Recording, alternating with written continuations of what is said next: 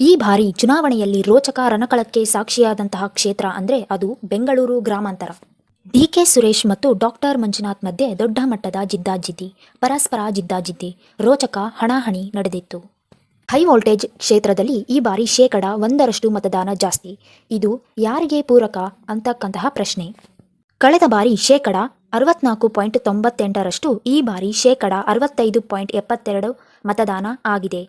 ಕಾಂಗ್ರೆಸ್ನ ಡಿಕೆ ಸುರೇಶ್, ಬಿಜೆಪಿಯ ಡಾಕ್ಟರ್ ಮಂಜುನಾಥ್ ಇಬ್ಬರಿಗೂ ಕೂಡ ಗೆಲುವಿನ ವಿಶ್ವಾಸ ಇದೆ. ಹಾಗಾದ್ರೆ 1% ಮತದಾನ ಜಾಸ್ತಿ ಆಗಿದೆ ಅಲ್ವಾ, ಇದು ಯಾರಿಗೆ ಲಾಭ ಆಗಬಹುದು, ಹೇಗೆ ಎಂಬ ಪ್ರಶ್ನೆ. ಹೇಗೆ ಅಂತ ನೋಡೋದಾದ್ರೆ, ಕಾಂಗ್ರೆಸ್ನ ಲೆಕ್ಕಾಚಾರ ಪ್ರಕಾರ ಗ್ಯಾರಂಟಿ ಸ್ಕೀಮ್ ಕೊಟ್ಟಿರೋದ್ರಿಂದ ಈ ಬಾರಿ ಹೆಚ್ಚು ಮತದಾನವಾಗಿದೆ. ನಾವು ಗ್ಯಾರಂಟಿ ಸ್ಕೀಮ್ ಕೊಟ್ಟಿರೋದ್ರಿಂದಾನೇ ಜನ ಬಂದು ಮತದಾನ ಮಾಡಿದ್ದಾರೆ. ಕನಕಾಪುರ, ರಾಮನಗರ, ಮಾಗಡಿ, ಚನ್ನಪಟ್ಟಣ ಭಾಗದಲ್ಲಿ ನಮಗೆ ಇದು ಹೆಚ್ಚಿನ ನೆರವಾಗಬಹುದು ಎಂದು ಕಾಂಗ್ರೆಸ್ ಪಕ್ಷದ ಲೆಕ್ಕಾಚಾರ.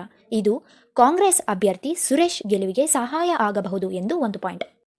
ಇನ್ನು ಮೈತ್ರಿ ಪಕ್ಷದ ಲೆಕ್ಕಾಚಾರ ನೋಡೋದಾದ್ರೆ, ಹೆಚ್ಚುವರಿ ಮತದಾನ ಯುವ ಮತದಾರರೇ ಹೆಚ್ಚಾಗಿ ವೋಟ್ ಮಾಡಿದ್ದಾರೆ, ಯುವ ಮತದಾರರು ಹೆಚ್ಚಾಗಿ ಬಿಜೆಪಿಯನ್ನು ಬೆಂಬಲಿಸುತ್ತಾರೆ ಅನ್ನೋದು ಒನ್ ಪಾಯಿಂಟ್. ಮತ್ತೆ ಡಾಕ್ಟರ್ ಮಂಜುನಾಥ್ ರವರ ವರ್ಚಸ್ಸಿದೆ, ಮೋದಿಯವರ ಇಮೇಜ್ ಇದೆ, ಹಾಗಾಗಿ ಈ ಕಾರಣದಿಂದ ಗೆಲ್ಲಬಹುದು, ಹೆಚ್ಚುವರಿ ಮತದಾನ ಬಿಜೆಪಿಗೆ ನೆರವಾಗಬಹುದು ಎಂಬ ಲೆಕ್ಕಾಚಾರ. ಇದು ಕಾಂಗ್ರೆಸ್ ಮತ್ತು ಬಿಜೆಪಿ ಎರಡೂ ಪಕ್ಷದ ಲೆಕ್ಕಾಚಾರ.